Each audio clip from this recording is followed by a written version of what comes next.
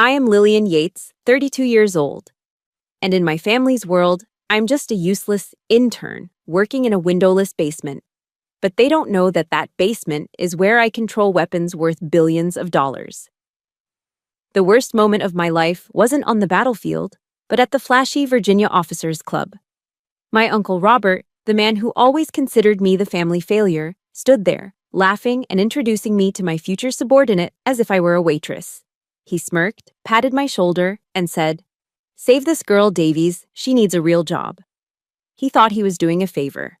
He had no idea that in just 30 seconds, the man he was trying to impress would stand at attention, break out in a cold sweat, and greet me with a title my uncle could never dream of. Have you ever been trampled on by your own flesh and blood in front of a crowd? Comment: Justice. If you are ready to see the arrogant pay the price, don't forget to subscribe, because this story is for anyone who has ever been underestimated. To understand why that moment at the club felt like oxygen entering a dying lung, you have to go back 3 weeks, to a Sunday dinner table that felt more like a courtroom. The drive to my parents' house in Northern Virginia always feels like a physical assault. It starts the moment I merge onto I-95. The traffic south of DC is its own special kind of purgatory, brake lights stretching out like a river of red magma. But that wasn't what was making my stomach twist into knots. It was the anticipation. I checked my reflection in the rearview mirror. I was wearing a simple navy blouse and slacks. Clean, professional. Civilians would call it business casual. My mother calls it unfortunate. I knew exactly what she would say the moment I walked through the door. She would ask why I couldn't wear something brighter, something softer, something that didn't make me look so rigid. By the time I pulled into the driveway, past the manicured lawn that my father obsesses over, my hands were already sweating on the steering wheel. I took a deep breath, inhaling the recycled air of my sedan, trying to lock away Phoenix 1, the captain who coordinates drone strikes, and pull on the mask of Lily, the disappointing daughter. I opened the front door, and the smell hit me instantly. Roast beef. It's the quintessential American Sunday smell, isn't it? Slow-roasted beef, heavy gravy, and the sharp tannic scent of expensive red wine breathing in crystal decanters. For most people, that smell means home. For me, it smells like judgment. "Lily, you made it!" my mother called out from the kitchen, her voice tight. "We were just about to sit down. Robert is already holding court." Of course he was. Uncle Robert sat at the head of the table, even though it was my father's house. He was 62, a retired colonel who had never seen actual combat but spoke as if he'd won the Cold War single-handedly. He was wearing a polo shirt that cost more than my car payment, and he was swirling a glass of 12-year-old scotch, the ice cubes clinking against the glass like a metronome ticking down the seconds until he lost his temper. "There she is," Robert boomed, his face already flushed with liquor. "The working girl. Finally dragged yourself away from the paper stacks?" "Hello, Uncle Robert," I said, taking my seat.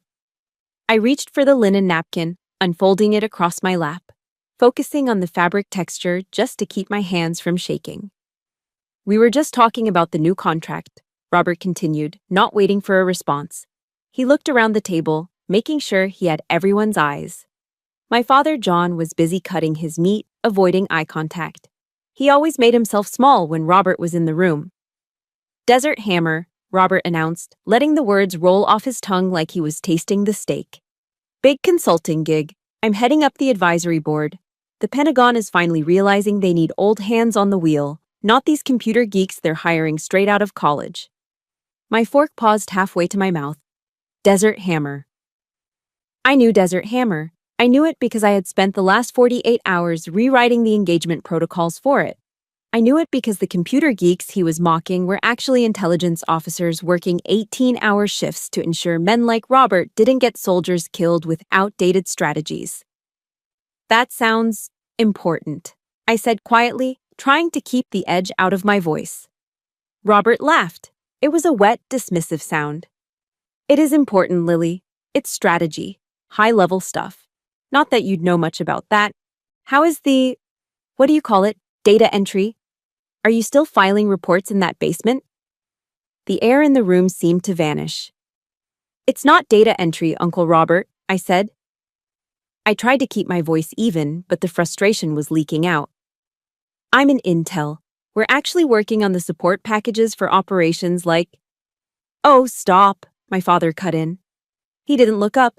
He just stabbed a potato with his fork. Don't bore your uncle, Lily. We know you work in an office. There's no need to dress it up. I'm an officer, Dad, I said, a little louder this time. I'm an active duty captain. You're support staff, honey, my mother chimed in, pouring more wine into Robert's glass. She offered me a pitying smile. And there's no shame in that. At least you have benefits. Dental is so expensive these days. You know, your cousin Sarah just made branch manager at Wells Fargo. Now that is a career. She has her own office with a view of the park. A branch manager. I command assets that can level a city block from 4,000 miles away. And my mother is impressed that my cousin has a window overlooking a parking lot. I looked at them. I looked at my father, shrinking into his chair. I looked at my mother, desperate to keep the peace. And I looked at Robert, who was grinning like a shark that had just smelled blood. Don't worry about it, Martha, Robert said, waving his hand magnanimously. Not everyone is cut out for the big leagues. The military is changing. They need people to make the coffee and file the paperwork. He leaned forward, his Scotch breath drifting across the table. Tell you what, Lily. Since I'm consulting on Desert Hammer, I'll be seeing Colonel Davies next week. He's running the ground ops. I'll put in a good word for you. Pull some strings. He paused for effect, waiting for my gratitude. Maybe I can get him to move you out of that basement. Get you a receptionist gig in his outer office. You'd like that, wouldn't you? Meet some nice young officers? My hand tightened around the heavy silver fork. I squeezed it so hard my knuckles turned white, the metal biting into my skin. I wanted to scream. I wanted to tell him that Colonel Davies reported to me on the intelligence channel. I wanted to flip the table and shatter the illusion of this perfect, successful family. But I didn't. I looked down at the silver fork, gleaming under the chandelier. It was heavy, cold, and polished, just like the lie we were all living. Thank you, Uncle Robert, I whispered, the words tasting like ash in my mouth. That's a good girl, he said, and went back to his steak. He had no idea. He had absolutely no idea what was coming. The silence at the dinner table stretched out, heavy and suffocating. My hand was still gripping that cold silver fork, my knuckles white against the polished metal. That sensation, the biting cold of hard metal against my skin, didn't keep me grounded in my parents' dining room. Instead, it pulled me backward. It dragged me away from the smell of roast beef and scotch, transporting me 8 years into the past and 2,000 miles west, to a stadium in Colorado Springs where the air was thin and the sky was a piercing, endless blue. It was graduation day at the United States Air Force Academy. If you aren't military, you might not understand what that day means. It isn't just a cap and gown ceremony. It is the culmination of 4 years of hell. 4 years of breaking yourself down and rebuilding yourself into something harder, sharper. It is the hat toss. It is the roar of the thunderbird screaming overhead, shaking the concrete beneath your feet. I remember standing on the field at Falcon Stadium, surrounded by a sea of cadets in dress uniform. The energy was electric. Everywhere I looked, I saw families losing their minds with pride. I saw fathers crying openly, mothers holding up homemade signs that said, "We love you, Lieutenant." I saw cadets being engulfed in bear hugs, their new gold bars glinting in the sun. And then there was my family. My parents had flown in the night before. They were sitting in the VIP section, of course, because my father had donated to the Alumni Fund. I remember scanning the crowd, desperate to lock eyes with them, to share that split second of, I did it. When I finally found them, my father was checking his watch. My mother was adjusting her hat, looking bothered by the heat. After the ceremony, while my friends were heading to rowdy backyard BBQs with kegs and music, my parents took me to a quiet, white tablecloth steakhouse downtown. There were no balloons, no toasts. "We can't stay long, Lillian," my father said, cutting into his filet mignon. "I have a breakfast meeting with a developer in Denver tomorrow morning. We need to be on the road by 8. "But Dad," I said, my voice sounding small even to my own ears. "I thought you guys would stay for the commissioning parties. The whole squadron is going." "We've seen you, haven't we?" my mother said, dabbing her mouth with a napkin. "You looked very orderly out there." But really, all that marching gave me a headache. Besides, we took a picture. It's already on Facebook. That was it. A photo op. I was a trophy to be displayed on social media to prove they were successful parents. But in reality, I was eating a $70 steak in silence, feeling more alone than I had ever felt in my life.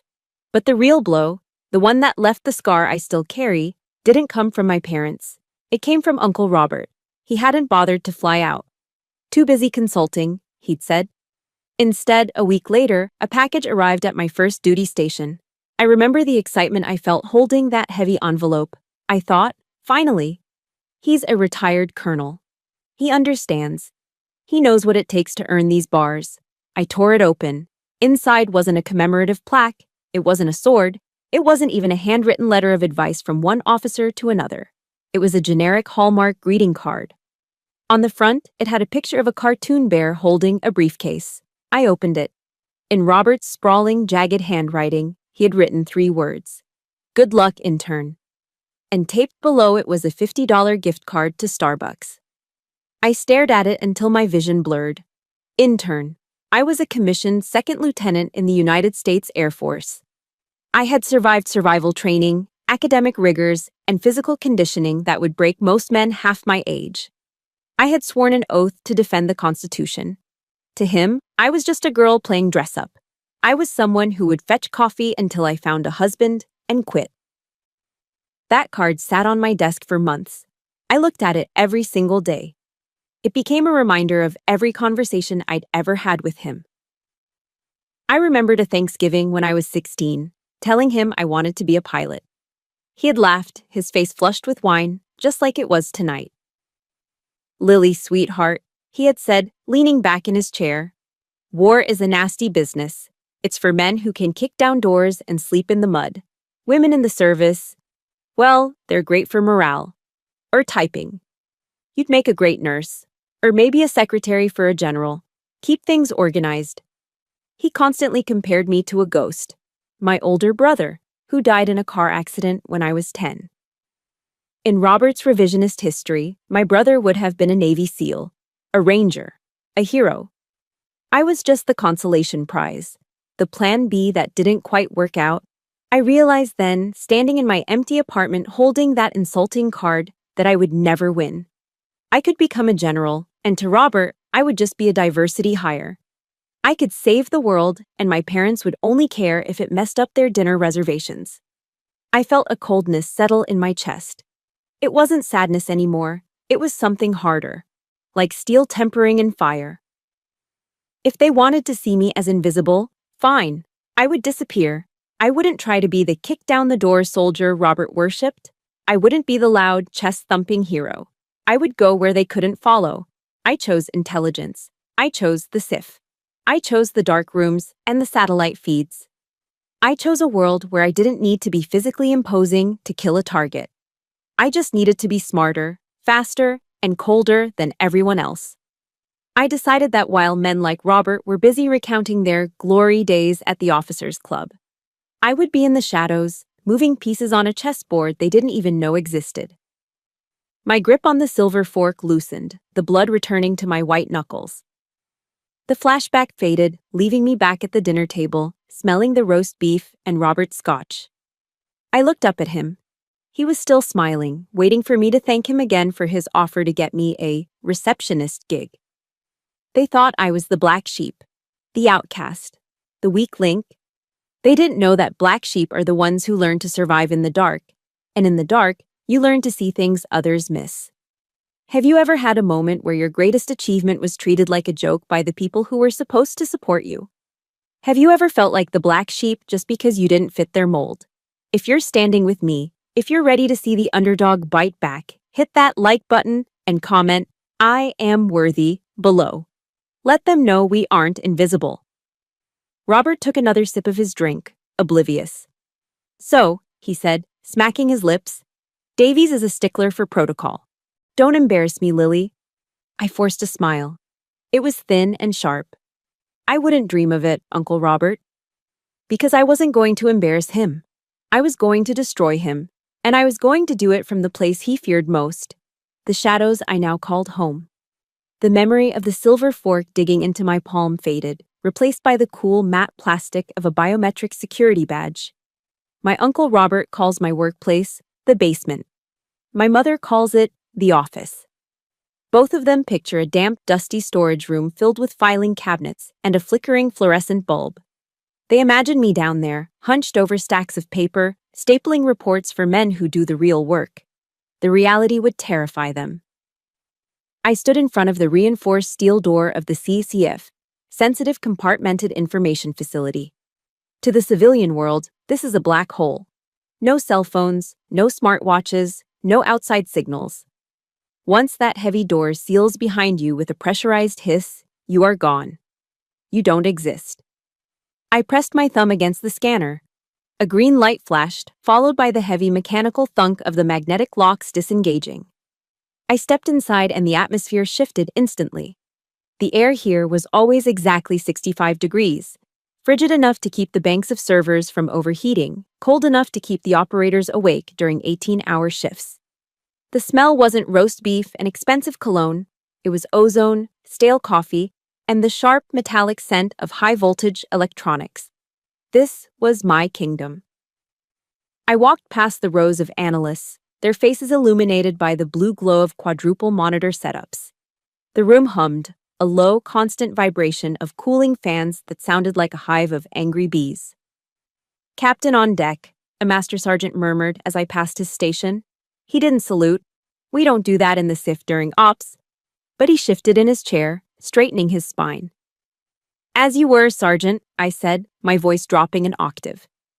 In this room, I wasn't Lily, the niece who needed a receptionist job.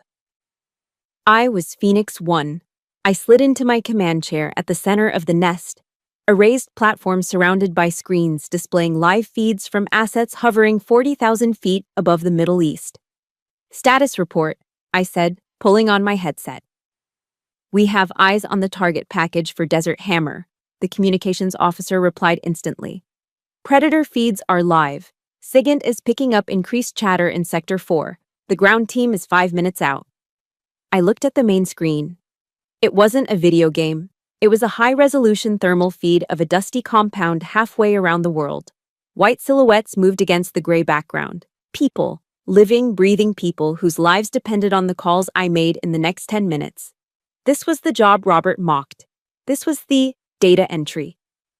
"Phoenix 1, this is Hammer Lead," a voice crackled in my ear. It was a full-bird colonel on the ground, a man with 20 years of infantry experience. "We are seeing movement on the ridge, requesting permission to engage." I scanned the monitors. My eyes darted from the thermal feed to the signal's intelligence overlay. I saw something the colonel couldn't. "Negative, Hammer Lead," I said, my voice calm, flat, and absolute. "Hold your fire. I repeat, hold your fire."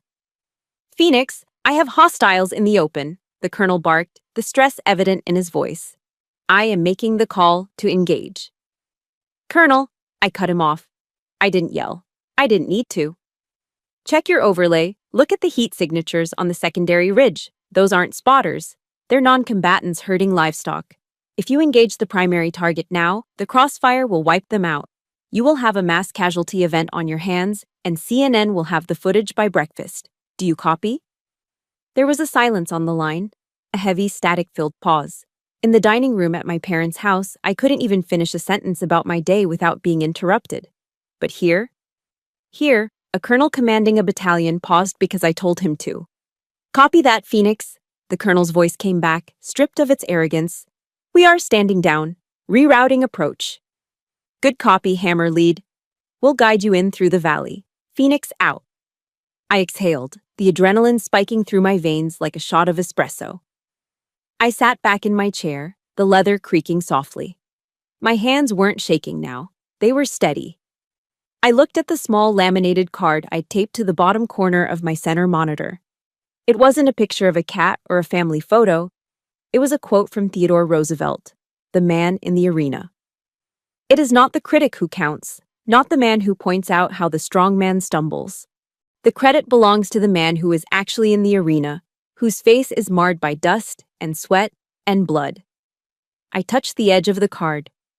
Robert loved to quote this speech. He loved to talk about the dust and sweat, but he didn't understand that the arena had changed. The arena wasn't just mud and trenches anymore. The arena was this room. It was the mental endurance to make life or death decisions while staring at pixels, knowing that a single mistake meant a flag-draped coffin coming home to Dover Air Force Base. Robert and his friends at the officers' club thought courage was loud. They thought it was drinking scotch and telling war stories. They didn't know the quiet, crushing weight of holding a man's life in your hands from 4,000 miles away. "Shift change in 10, ma'am," the sergeant whispered. "Roger that." I began the shutdown protocol, logging the incident report. As the screens flickered and the feeds transferred to the night crew, I pulled up one last document. It was the master organizational chart for Operation Desert Hammer, the consulting contract Robert was so proud of. I zoomed in.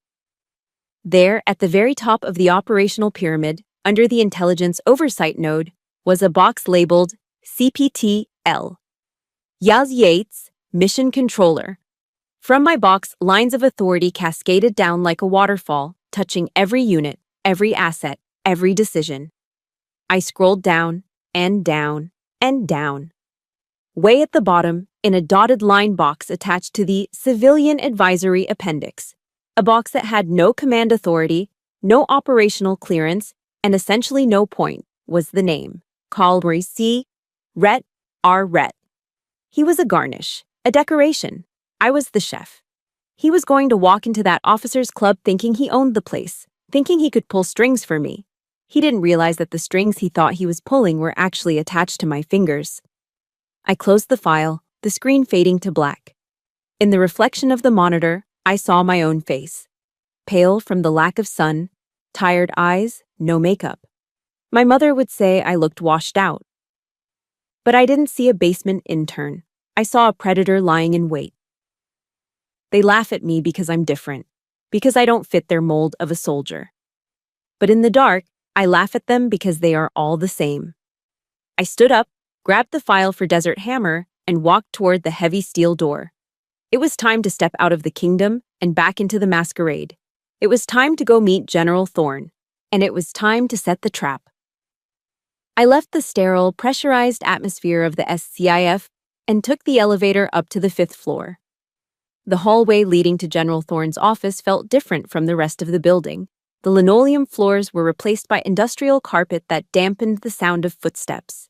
The air smelled less like ozone and more like old paper, lemon furniture polish, and the faint, comforting aroma of brewing coffee. I knocked on the heavy oak door, one of the few real wood doors in a building made of steel and concrete. "Enter," a deep voice rumbled from inside. I pushed the door open. Major General Marcus Thorne was sitting behind a desk that looked like it had survived 3 wars. At 65, Thorne was a mountain of a man. He was African-American, with close-cropped gray hair and a face etched with the kind of deep lines that come from making hard decisions for 40 years. He didn't look up immediately. He was signing a stack of requisition forms with a fountain pen, his movements precise and deliberate. "Captain Yates," he said, capping the pen with a sharp click. He looked up, and his eyes, usually hard as flint, softened around the edges. Or should I say, the woman who just saved my ground team from a PR nightmare? I stood at attention, clutching the Desert Hammer file against my chest. "Just doing the job, General." "At ease, Lily," he said, waving a hand toward the leather chair opposite his desk. "Sit down. You look like you haven't slept since Tuesday." I sat, the leather sighing under me. It was a familiar sound.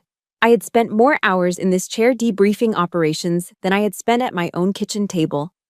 Thorne stood up and walked over to the small table in the corner where a battered commercial coffee machine sat. It wasn't an espresso machine. It wasn't fancy. It brewed sludge that tasted like burnt nuts and jet fuel. He poured a cup into a styrofoam container, added 2 packets of sugar, and set it down in front of me. "Drink," he ordered. It wasn't a suggestion. I took the cup. The heat seeped through the white foam, warming my cold fingers. I took a sip. It was terrible, and it was the best thing I had tasted all week. At my parents' house, wine was poured from crystal decanters worth more than my first car. But it was served with conditions. It was served with judgment. Here, this 50-cent cup of vending machine coffee was served with something my father had never given me: respect.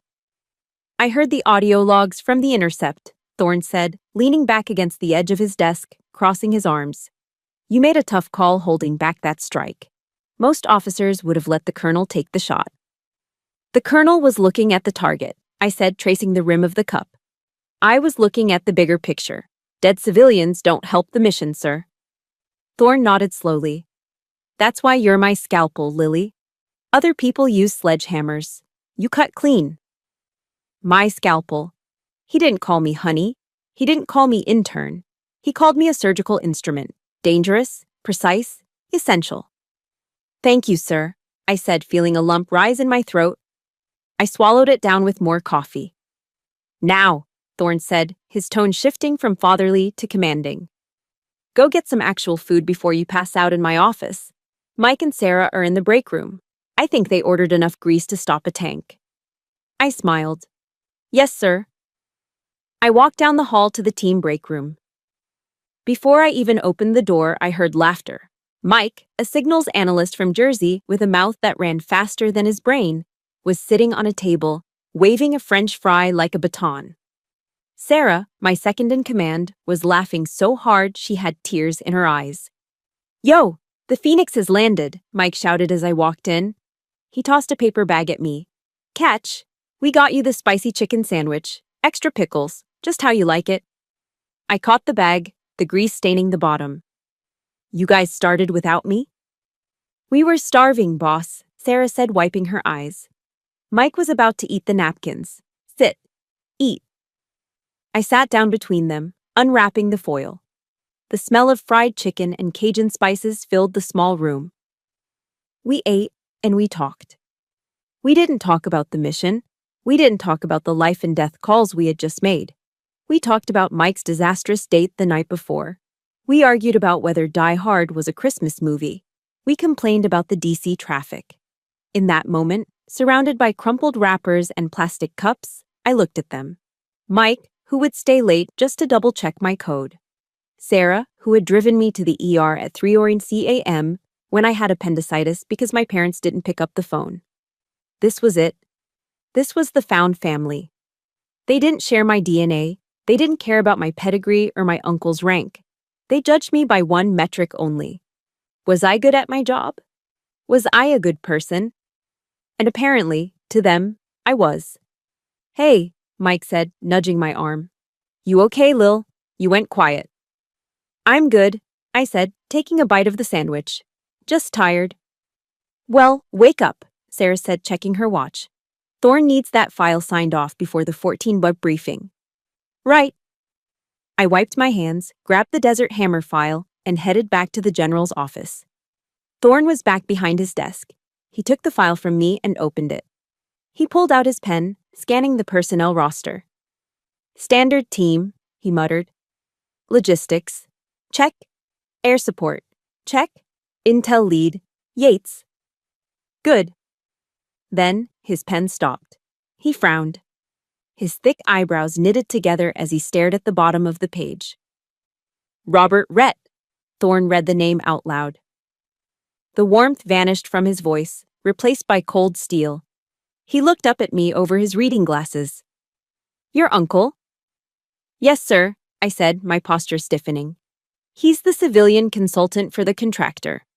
It's administrative. Thorne closed the file slowly. He didn't sign it immediately.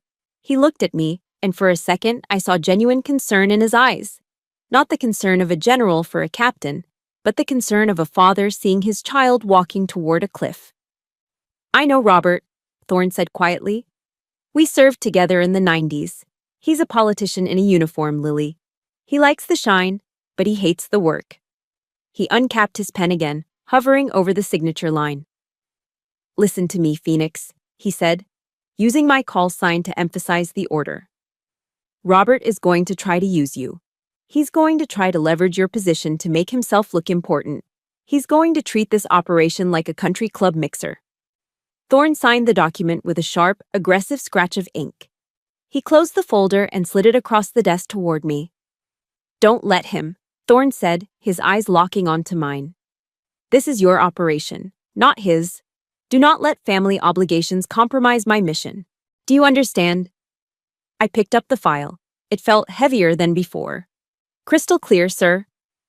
"Good," Thorne said. "Dismissed."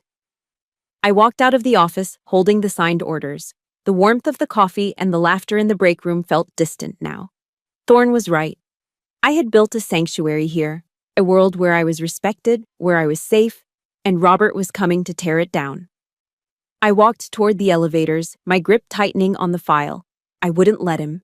This was my family. This was my house, and I would defend it against anyone, even my own blood. The elevator doors slid shut, cutting off the laughter from the break room. For a few brief minutes, amidst the smell of fried chicken and the banter of my team, I had forgotten. I had forgotten that outside the reinforced walls of the Pentagon, there was a man who viewed my career not as a service to my country, but as a networking opportunity for himself. Peace in the military is a myth. But usually the threat comes from foreign adversaries. It doesn't come from an iPhone vibrating in your pocket. Bzzzt, bzzzt, bzzzt. The sound broke the silence of the hallway like a warning siren. It wasn't a call. It was a notification flood. I pulled my phone out. The screen was lit up with a string of notifications from my personal email app, all linked to the same sender. Call Robert Rhett.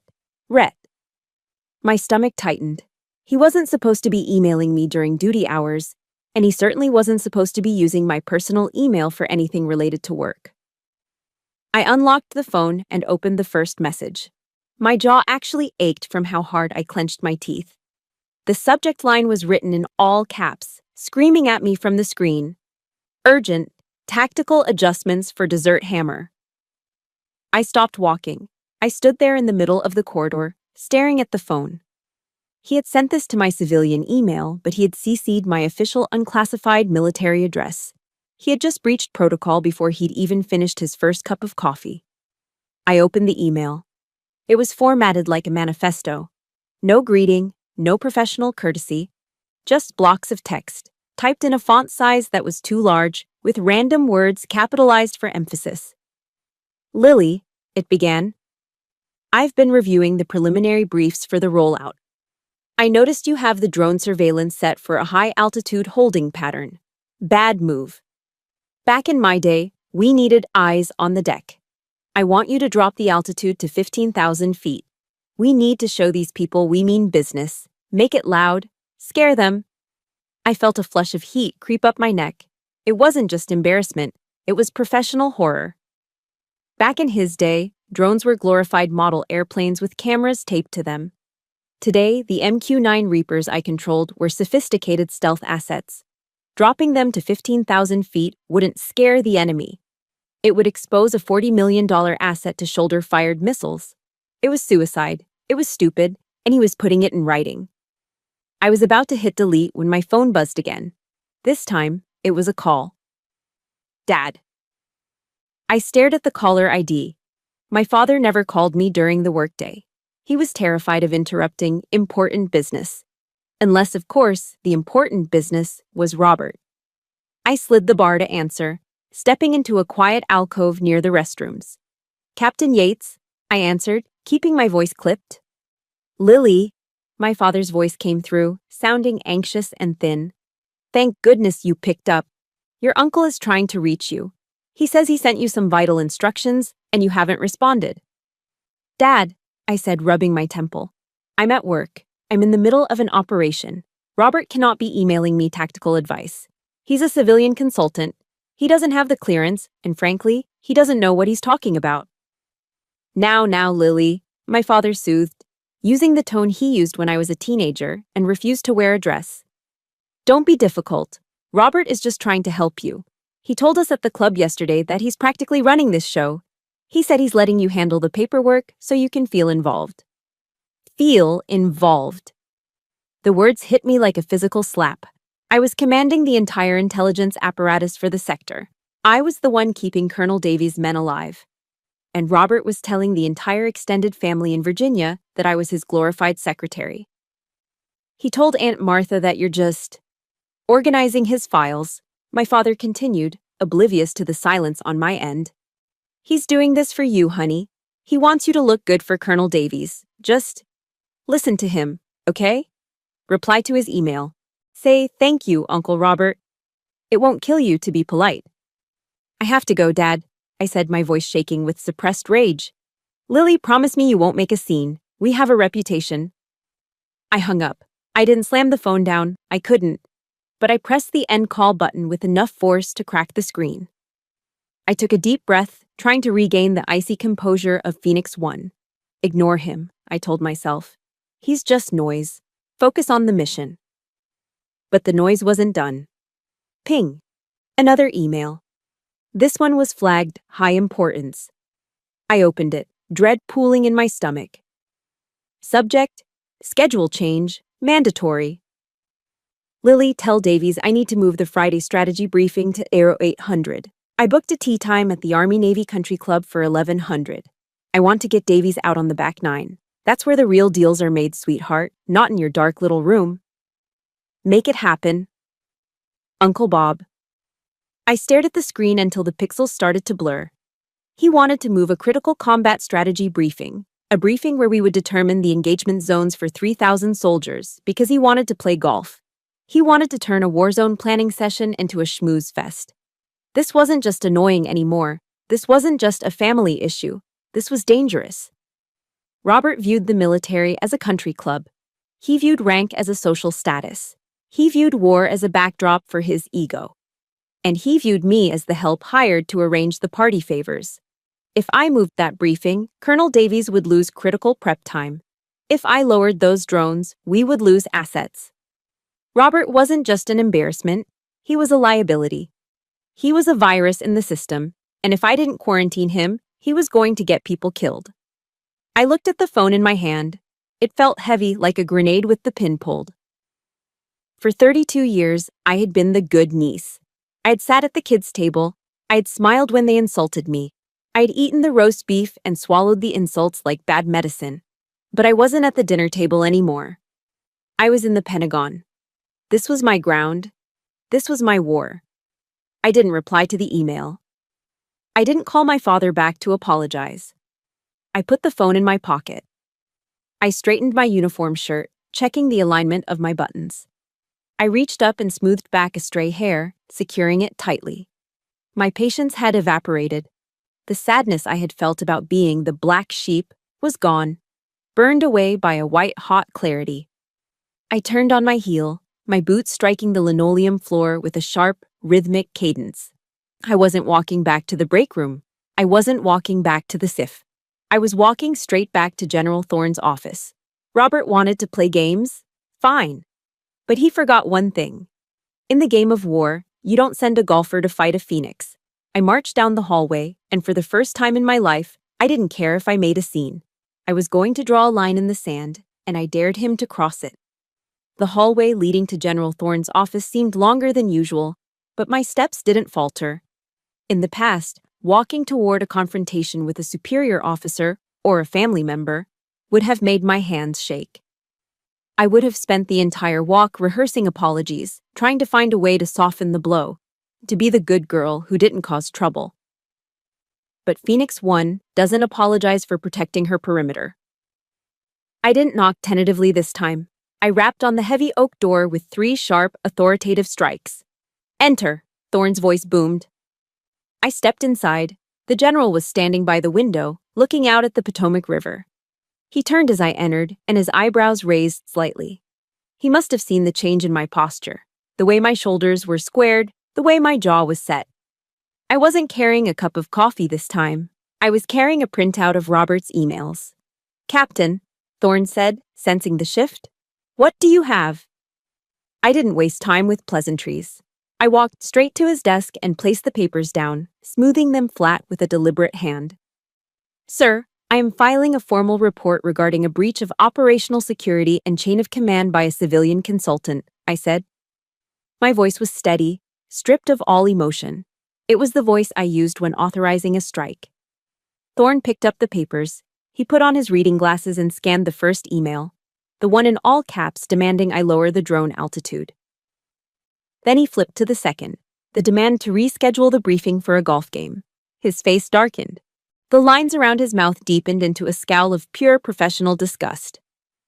He wants to move the intel briefing, Thorne read aloud, his voice low and dangerous. Because he booked a tea time at Army-Navy? Yes, sir, I replied. And he is attempting to issue tactical orders to active duty assets via unsecure channels. He's treating Operation Desert Hammer as a social event. Thorne tossed the papers back onto the desk. They slid across the polished wood, stopping just short of the edge. He took off his glasses and rubbed the bridge of his nose. I warned you he was a politician, Thorne muttered, but I didn't think he was a fool. He looked at me. I can have his contract terminated by end of day, Lily. I can have security escort him out of the building. He'll never step foot in the Pentagon again. It was a tempting offer. I could end it right now. I could make him disappear. But then I thought about the dinner table. I thought about the intern card. I thought about the way he had introduced me to Colonel Davies as a charity case. If Thorne fired him quietly, Robert would just spin the story. He would tell everyone he resigned because the military was too woke or incompetent. He would play the martyr. He would still own the narrative. No, sir, I said. Thorne looked surprised. No? If you fire him now, he learns nothing, I said, my voice cold. He needs to understand that his rank is retired, but mine is active. He needs to understand exactly who is running this operation. Thorne leaned back, a slow, grim smile spreading across his face. He crossed his arms. What do you have in mind, Captain? The protocol requires a final pre-deployment readiness briefing, I said. Usually we do it in the conference room, but since Mr. Rhett is so fond of the Virginia Officers Club, Thorne's smile widened. He understood immediately. You want to hold the briefing on his turf, Thorne said. He wants a show, sir. I think we should give him one. Mandatory attendance, full-dress uniforms, all unit commanders present, including Colonel Davies. Thorne nodded, a glint of approval in his eyes. Do it. Send to the summons. Remind him what a real chain of command looks like, Phoenix. Thank you, sir. I turned and walked back to my office. I didn't feel the rush of adrenaline anymore. I felt the calm, terrifying focus of a predator that has cornered its prey. I sat down at my terminal and pulled up the official memorandum template. I didn't write a polite email. I didn't ask if the time worked for his schedule. I typed memorandum for record, mandatory pre-deployment brief. Location, Virginia Officers Club, main ballroom. Time, 1800 hours, Sunday. Uniform, service dress. Attendance, mandatory for all senior staff and civilian advisors. I added a specific line at the bottom, highlighted in bold. Failure to appear will be considered a breach of contract and dereliction of duty. I added Colonel Davies to the distribution list. I added General Thorne. And then I added Cole. Rhett, Robert Rhett. I hovered my finger over the enter key. This was it. Once I sent this, there was no going back. I was publicly calling his bluff. I was turning his social hour into a military tribunal. I pressed send. I sat back and waited. It took exactly 12 minutes. My personal phone buzzed on the desk. It was a text from Robert. I picked it up, expecting anger. I expected him to be furious that I had scheduled a mandatory meeting on a Sunday evening. But when I read the message, a dry, humorless laugh escaped my throat. Got the invite, kiddo. Good initiative. The club is a classy touch. Much better than that basement of yours. I'll make sure Davies knows it was my idea. Wear something nice, maybe that pink dress your mom bought you. Don't embarrass me in front of the boys. He didn't read the header. He didn't see mandatory briefing. He just saw the location. He thought I was surrendering. He thought I was finally playing the good little secretary, booking the venue he wanted so he could hold court and tell war stories. He was walking into a firing squad, and he was stopping to fix his tie in the reflection of the gun barrels. I set the phone down. I stared at the black screen, seeing my own reflection. I didn't see the kiddo he was talking to. I saw a woman who had spent 10 years sharpening herself into a weapon, waiting for a war that had finally arrived home. A verse from Sunday school drifted up from the recesses of my memory. My mother used to make me recite it when I was scared of the dark. Now, it took on a completely different meaning. I whispered the words to the empty room, my voice barely a breath. Thou preparest a table before me in the presence of mine enemies. Robert wanted a table, I would give him one, and I would serve him a dish he would choke on. The trap was set. The bait was taken. All that was left now was to spring it. We all know a Robert, someone who mistakes your silence for weakness and your patience for submission. But they always forget that the quietest person in the room is often the one holding all the cards. If you are ready to watch the trap snap shut, if you are ready to see arrogance get crushed by competence, hit that like button right now. And tell me in the comments, I am ready. Let's walk into that officers' club together. Sunday evening arrived with a heavy, humid stillness that hung over Virginia like a wet blanket. I stood in front of my open closet, staring at the hanger in the center of the rack. It was the dress my mother had bought me for Christmas. It was pink. Salmon, she had corrected me, made of chiffon with a modest neckline and a skirt that swished when you walked. It was a dress designed for a garden party. It was a dress designed for a woman whose biggest worry was whether the potato salad had too much mayonnaise. It was the dress Robert expected me to wear. Wear something nice, he had texted. Don't embarrass me. To them, nice meant soft. It meant pliable. It meant a woman who blended into the wallpaper while the men talked about important things. My phone rang, shattering the silence of my apartment. I looked at the screen. Mom. I knew exactly why she was calling. It was 16:30. The briefing was at 18. She was checking the prep work. I slid the answer button. Hello, Mom. Lily, honey. Her voice was breathless, nervous. I just wanted to make sure you're getting ready. Your father and I are already on the way to the club. Robert is riding with us. He's in high spirits.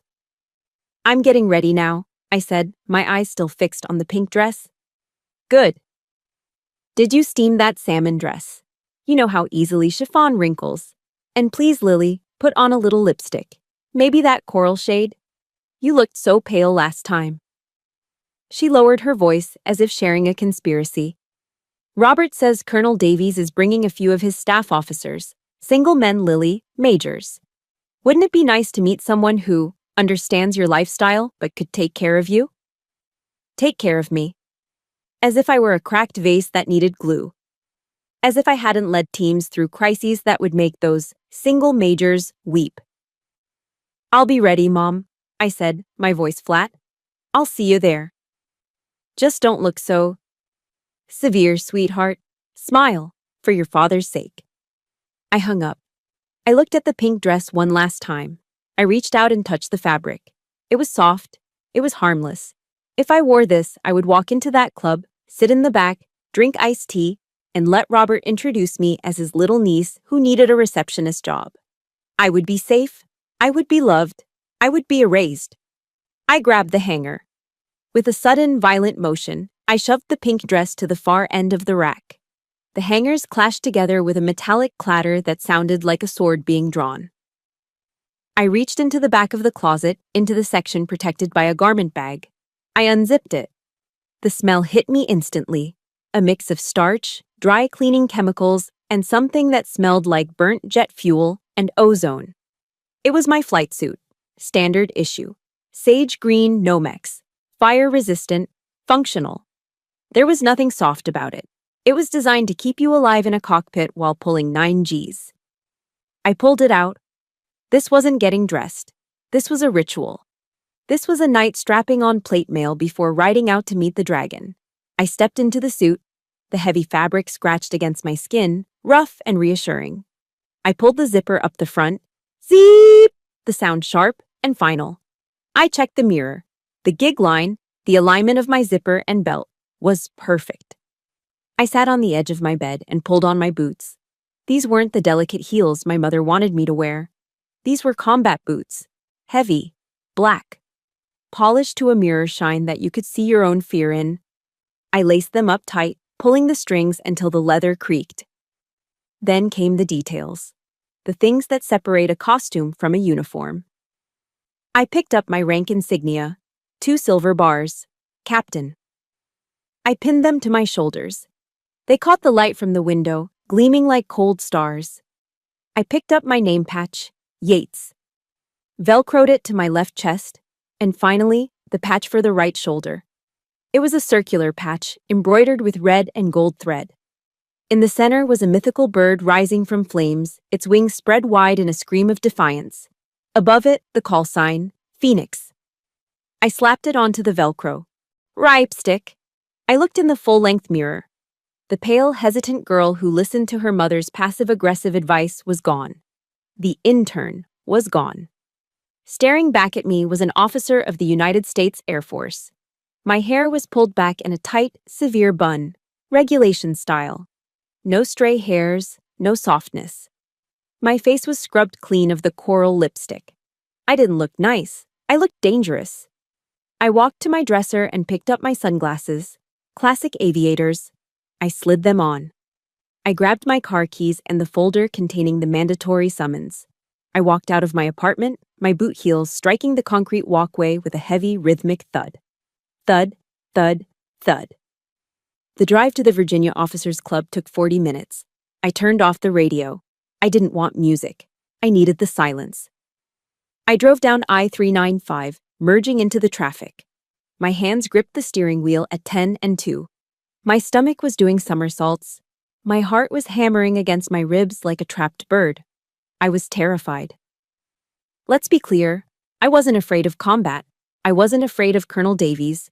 I was afraid of him. Robert had been the giant in my life since I was a child. He was the loud voice at Thanksgiving that drowned everyone else out.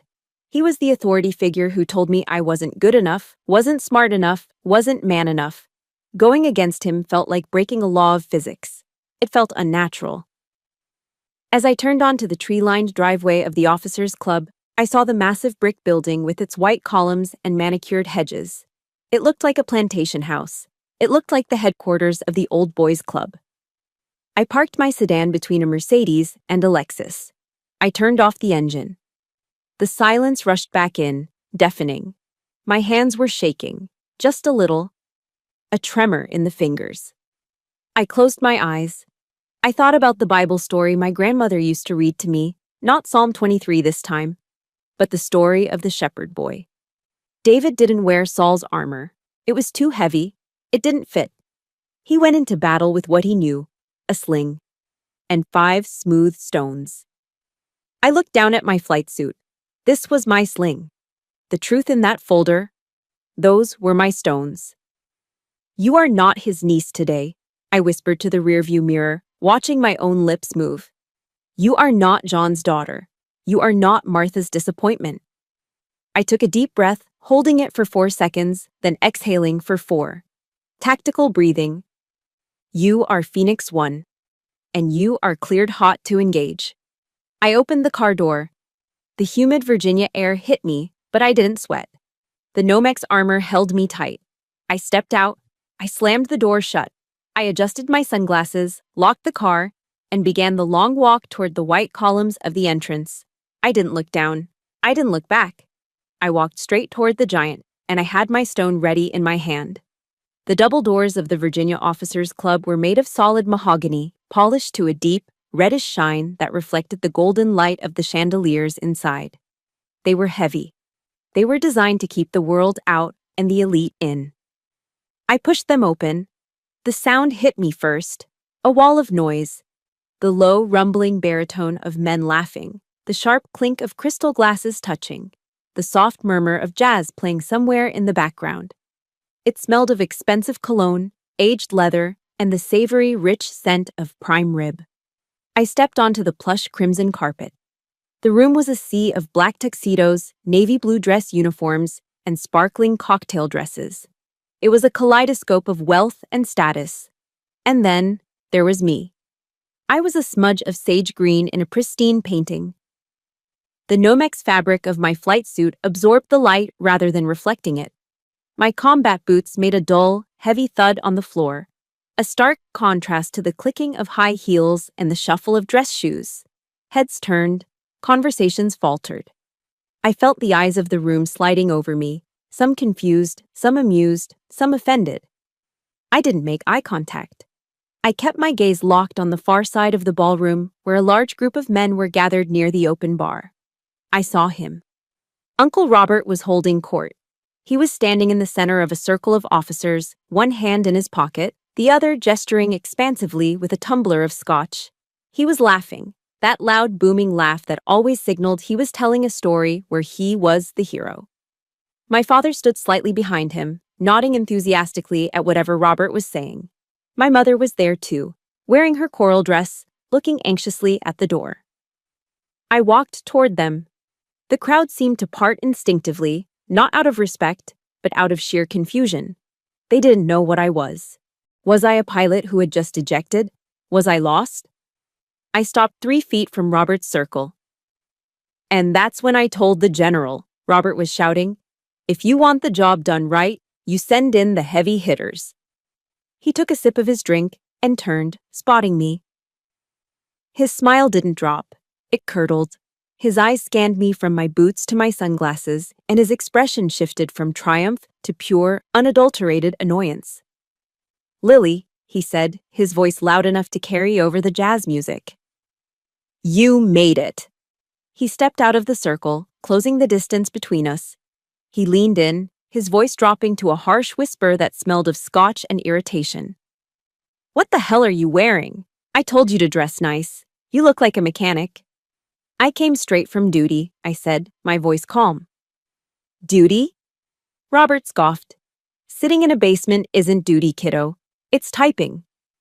He sighed, shaking his head theatrically. Well, you're here now. Try to make yourself useful. My glass is empty and Colonel Davies is thirsty. Go grab a pitcher of water and some refills. Maybe the bar staff will think you're working tonight. He turned back to the group, waving me forward like a prop. Gentlemen, Robert announced, beaming. I want you to meet my niece, Lillian, the one I was telling you about. The circle of men turned to look at me. Among them was a man I recognized instantly from the dossiers. Colonel James Davies. He was shorter than Robert, with steel gray hair and eyes that looked like they had seen things Robert only read about in books. He was wearing his dress blues, his chest heavy with ribbons. Lillian, Robert continued, placing a heavy hand on my shoulder, weighing me down. She's a sweet girl, trying to find her way in the Air Force. I'm trying to get her a position in your outer office, Davies. You know, answering phones, filing reports.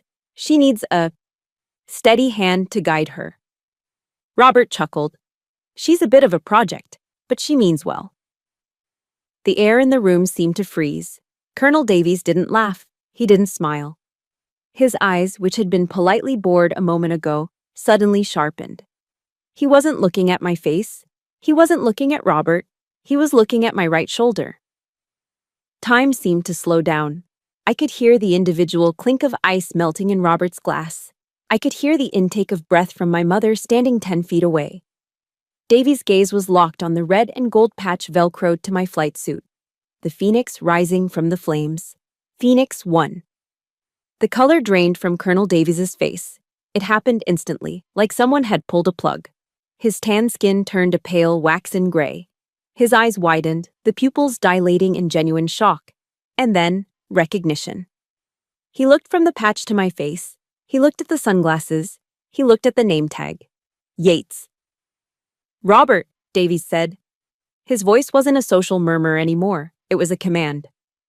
Take your hand off her. Robert blinked, confused. What?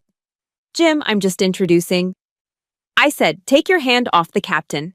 Davies barked. Robert recoiled as if he'd been burned. He stepped back, his mouth hanging open. Colonel James Davies, the man Robert claimed to be mentoring, the man commanding 3,000 ground troops, did something that made the entire ballroom go silent. He straightened his spine. He brought his heels together with a sharp, distinct click that echoed off the hardwood floor. He squared his shoulders, and he saluted. It was a perfect, crisp salute. a salute of absolute respect from a subordinate to a superior in the operational chain. "Captain Yates," Davies said, his voice trembling slightly. I didn't realize." The silence in the room was absolute. The jazz band had stopped playing. The clinking of glasses had ceased. Every eye was fixed on us. Robert looked at Davies, then at me, a desperate, confused laugh bubbling in his throat. "Jim, what are you doing? It's just Lily. She's the intern." Davies didn't even look at him. He kept his eyes locked on mine, his hand still held in a salute. "This is Phoenix 1, Davies whispered, the name carrying a weight that crushed the air out of the room. "This is the mission controller for Desert Hammer." I slowly raised my hand and returned the salute. Crisp, sharp, final. "Colonel Davies," I said. My voice was low, but in the silence, it carried like a gunshot. "Drop your hand." He dropped his hand instantly to his side, standing at attention. I took off my sunglasses, folding them slowly. I looked at Robert. He was pale, his mouth opening and closing like a fish out of water. He looked at my father, who was staring at me as if I had just grown wings. I turned my back on Robert. I faced Colonel Davies. "Colonel," I said, my tone professional and cold. "I received a disturbing email regarding the tactical briefing for tomorrow. I was under the impression that the timeline had been altered to accommodate a golf game." Davies flinched. Sweat beaded on his forehead. "Ma'am, I was told by the civilian consultant that you requested the change, that it was an administrative necessity." "I see," I said, letting the words hang in the air. "Let me be clear, Colonel. My assets fly at Zoro 600. Your men step off at OR 6:30. There is no golf game. There is no brunch. There is war. Are your men ready to receive my cover, or do I need to reroute air support to a unit that takes this seriously?" "We are ready, ma'am," Davies shouted, his military training taking over. "My men are prepped. We are waiting on your green light. We move when you say we move." "Good," I said. I turned back to Robert. He was shrinking. Physically, he seemed to be getting smaller. The arrogance, the bluster, the old boy swagger. It had all evaporated, leaving behind a small, frightened old man holding a glass of warm scotch. "Robert," I said. I didn't call him uncle. I didn't call him colonel, just Robert. "I believe you have my pitcher of water to fetch?" He stared at me. His face turned a deep, blotchy red. He looked around the circle for support, but the other men, the other officers, were looking at him with expressions ranging from pity to disgust. In the military, stolen valor is a sin. But claiming authority over the operator who protects your life, that is unforgivable. He didn't speak. He couldn't. "I didn't think so," I said. I looked at Davies one last time. "I'll see you at 0600 on the secure channel, Colonel. Don't be late." "Yes, ma'am." I turned on my heel. My combat boots pivoted on the expensive carpet. I walked away. Behind me, I heard the sound of a glass slipping from numb fingers and shattering on the floor. But I didn't look back. The phoenix had risen, and the ashes were already cooling. The sound of the glass shattering against the hardwood floor seemed to echo for an eternity. It was a sharp, violent punctuation mark that ended the sentence of Robert's social reign. For a moment, nobody moved. The whiskey soaked into the expensive Persian rug, a spreading dark stain that mirrored the sudden, ugly blemish on Robert's reputation. Robert looked down at the broken glass, then up at Colonel Davies, then around at the circle of men who had been hanging on his every word just 5 minutes ago. His face was a mask of desperate, frantic denial. He let out a laugh, a wet, breathless sound that grated against the absolute silence of the ballroom. "Jim," Robert stammered, spreading his hands in a gesture of forced casualness. "Come on, look at your face. You're taking this too seriously. I was having a little fun with the girl. You know how family is. Just a little ribbing to toughen her up." He looked around the circle, his eyes darting from face to face, begging for an ally. Begging for someone, anyone, to smile and validate him. "Right, gentlemen. It's just a joke. Lily knows I'm joking." "Tell him, Lily." He turned to me, his eyes pleading. For the first time in my life, I saw fear in them. Not physical fear, but the terrified realization of a narcissist who senses the spotlight shifting away. I didn't answer. I didn't even blink. I just stood there, my flight suit stark and imposing against the backdrop of tuxedos, watching him unravel. Colonel Davies took a step forward. He didn't shout. He didn't lose his temper. His voice was quiet, calm, and cut through the air like a razor blade. "A joke," Davies repeated, the word tasting like poison in his mouth. "You think the chain of command is a joke, Robert?" "No, obviously not, but—" "You didn't introduce her as my commanding officer," Davies continued, his voice rising just enough to carry to the onlookers gathering nearby. "You didn't introduce her as a captain in the United States Air Force. You introduced her as an intern." Davies pointed a finger at Robert's chest. It wasn't a physical touch, but Robert flinched as if he'd been struck. "You stood there," Davies said, "drinking your scotch, and you knowingly humiliated a superior officer in front of her subordinates. In the active corps, we call that conduct unbecoming. We call that disrespecting the uniform. And frankly, Robert, it turns my stomach." The words hung in the air. Conduct unbecoming. In the civilian world, insults are just words. In the military culture that permeated this club, that phrase was a death sentence. It meant you lacked honor. It meant you were no longer one of us. I watched the reaction ripple through the room. The officers standing near Robert, men he played golf with, men he drank with, men he bragged to, began to move. They didn't make a scene. They didn't yell. They simply stepped away. A major checked his watch and turned his back. A lieutenant colonel took his wife's elbow and guided her toward the other side of the room. A group of contractors who had been eager to shake Robert's hand a moment ago suddenly found the architecture of the ceiling fascinating. It was a social freezing out, cold, brutal, efficient. Robert stood alone in the center of the circle, the invisible walls closing in on him. He looked at my father. "John," Robert said, his voice cracking, Tell them I helped her." My father, John Yates, the man who had spent 60 years hiding in his brother's shadow, looked at Robert. Then he looked at me. He looked at the phoenix patch on my shoulder. He looked at the way Colonel Davies, a man he feared and respected, was standing at attention for his daughter. For the first time in my life, my father didn't rush to fix it. He didn't apologize for me.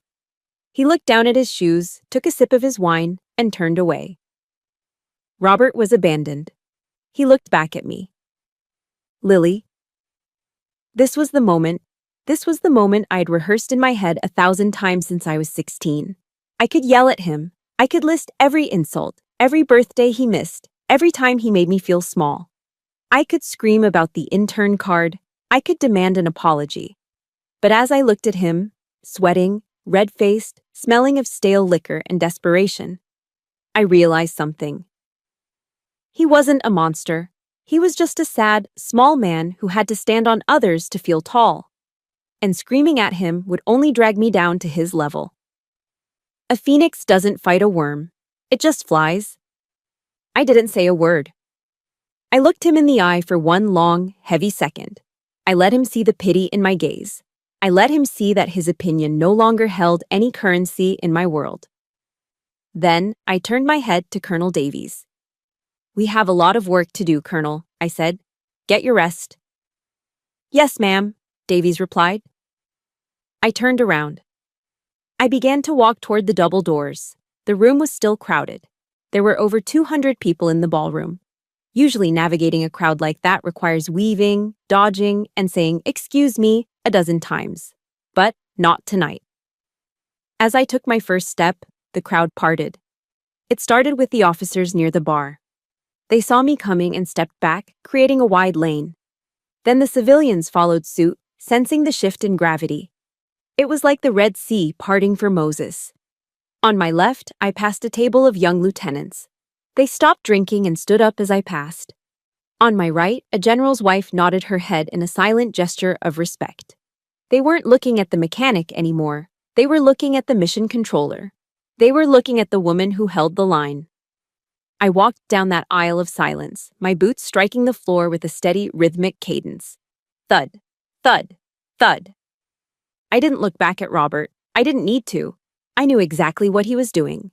He was standing alone in the middle of the room, surrounded by broken glass and the shattered remnants of his ego, while the world he thought he owned turned its back on him.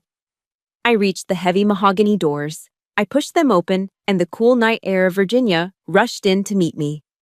It smelled of rain and pine needles, clean and fresh. I stepped out onto the portico. The heavy doors swung shut behind me, sealing the noise, the judgment, and the toxicity inside. I took a deep breath, filling my lungs with the oxygen of freedom. My hands weren't shaking anymore. The knot in my stomach was gone. I walked to my car, the gravel crunching under my boots. I looked up at the night sky. Somewhere up there, thousands of miles away, my birds were flying. And in 6 hours, I would be guiding them. I wasn't an intern. I wasn't a niece. I was Phoenix 1. And for the first time in 32 years, I didn't just have a title. I had peace. 1 year later, the sunlight hitting my desk wasn't the artificial, buzzing fluorescent light of the basement anymore. It was real, unfiltered sunshine, streaming through a floor-to-ceiling window that offered a panoramic view of the Potomac River and the white needle of the Washington Monument piercing the blue sky. I sat back in my ergonomic chair, taking a sip of coffee.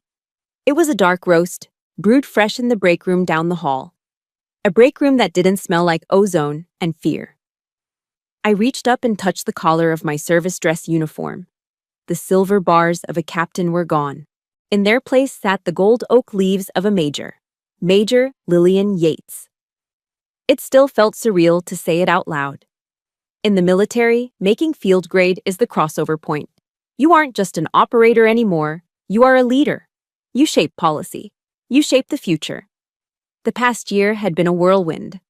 After the success of Operation Desert Hammer and the quiet, brutal fallout at the Officers Club, my career hadn't just moved forward, it had engaged afterburners. General Thorne had recommended me for the Advanced Strategy course. Colonel Davies had written a performance review that practically walked on water. But the biggest change wasn't the rank on my shoulders, it was the silence in my head. For 33 years, my internal monologue had been a constant loop of doubt, fueled by the voices of my parents and my uncle. You're not enough. You're too hard. You're an intern. You're a disappointment.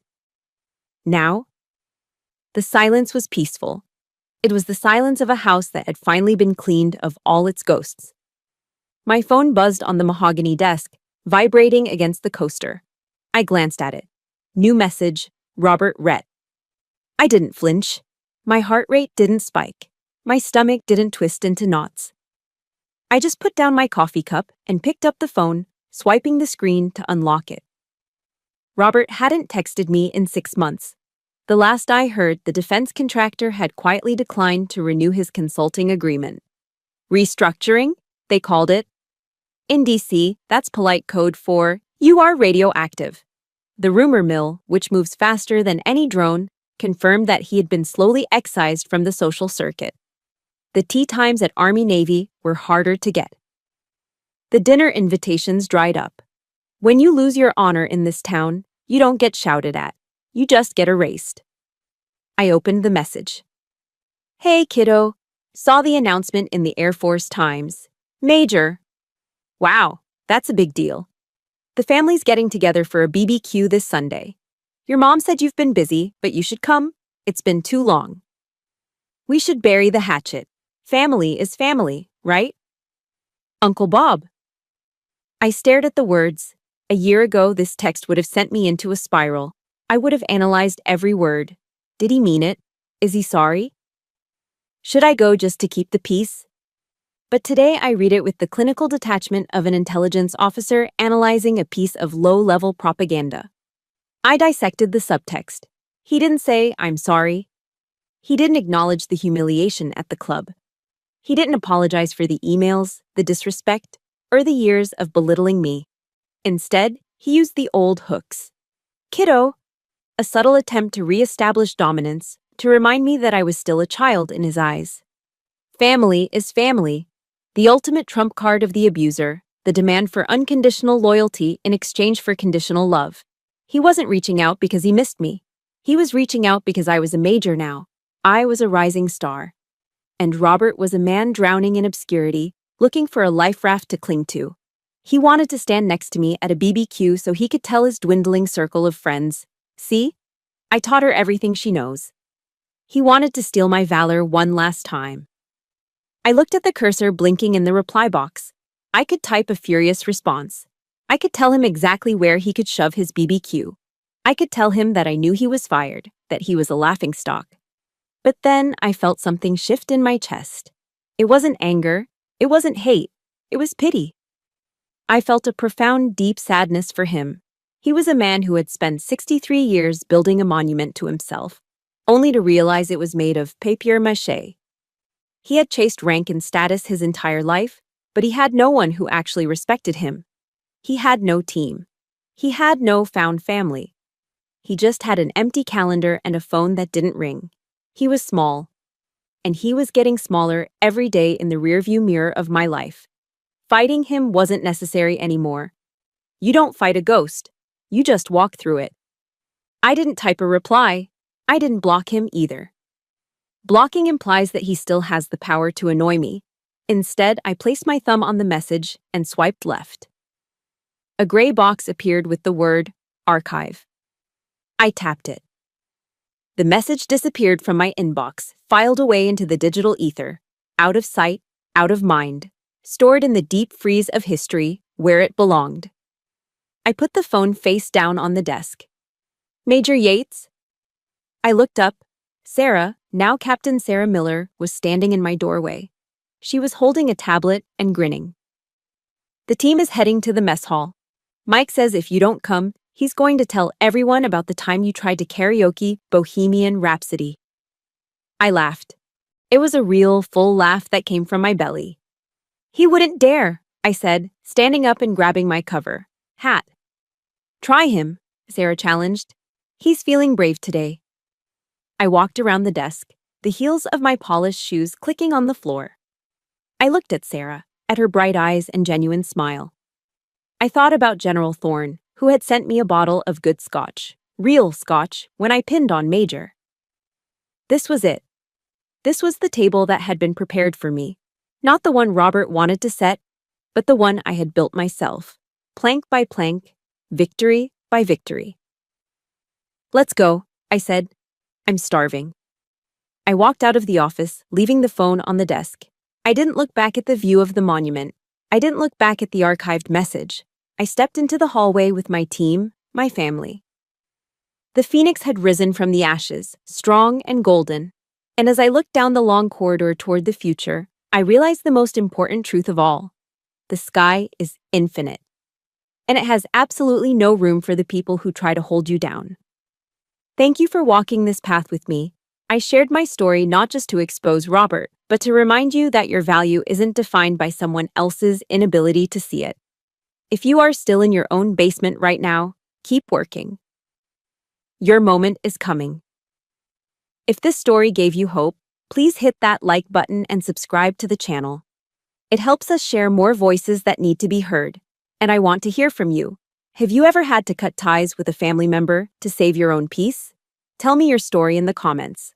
I'll be reading them. Stay strong.